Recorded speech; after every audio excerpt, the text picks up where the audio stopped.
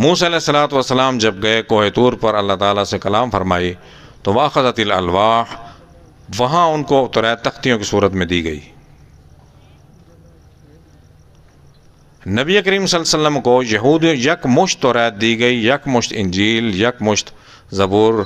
یہودیوں نے یہ اعتراض کیا نبی کریم صلی اللہ علیہ وسلم پر کہ لولا نزل ھذا القرآن جملۃ واحدہ، یہ قرآن اکٹھا کیوں نہیں اترا؟ موسیٰ کو تو اکٹھی دی گئی تھی، صاحب کا انبیاء کو اکٹھی دی گئی تھی، اکٹھا کیوں نہیں اترا قرآن؟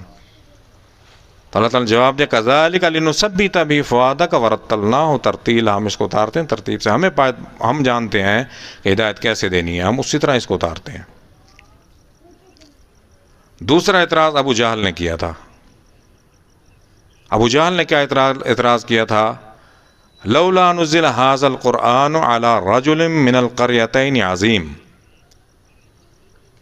کہ دو بستیاں طائف اور مکہ، یہ پورے حجاز میں، عرب میں سب سے مالدار بستیاں تھیں۔ طائف میں پھل فروٹ بہت زیادہ ہوتا تھا اور مکے میں تجارت بہت زیادہ ہوتی تھی، یہ بڑی بستیاں شمار ہوتی تھی۔ مدینہ منورہ نہیں تھا، یثرب نہیں تھا، اس کا نام یثرب تھا لیکن چھوٹی بستی تھی۔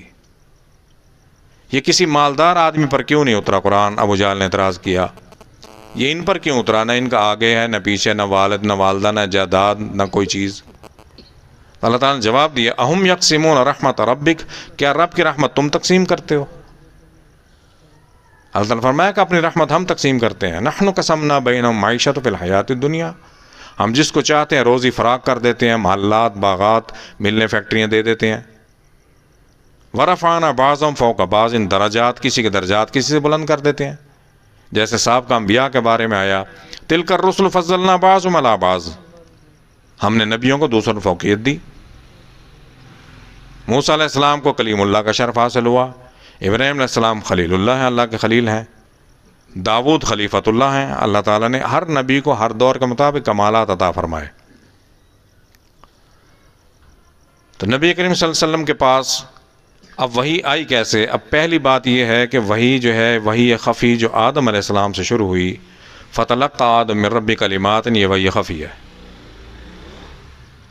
جو جبریل نہیں لے کے آئے، تلاوت کر کے نہیں سنائی گئی، دل میں ڈالی گئی۔ جو جبریل لے کے آئے، پڑھ کر سنائی، اقرأ بسم ربک الذی خلق، پڑھو اپنے رب کے نام سے جس نے آپ کو پیدا کیا، یہ پڑھ کر سنائی گئی، یہ وحی جلی ہے جو پڑھ کر سنائی گئی۔ کسی نبی کو وحی خفی دی گئی ہے، کسی نبی کو وحی جلی سے نوازا اللہ تعالیٰ نے۔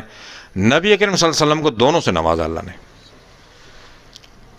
اب ہمیں کیسے معلوم ہوگا کہ وحی خفی کیا ہے اور وحی جلی؟ کہ قرآن کریم سارا وحی جلی ہے، یہ پڑھ کر سنایا گیا ہے۔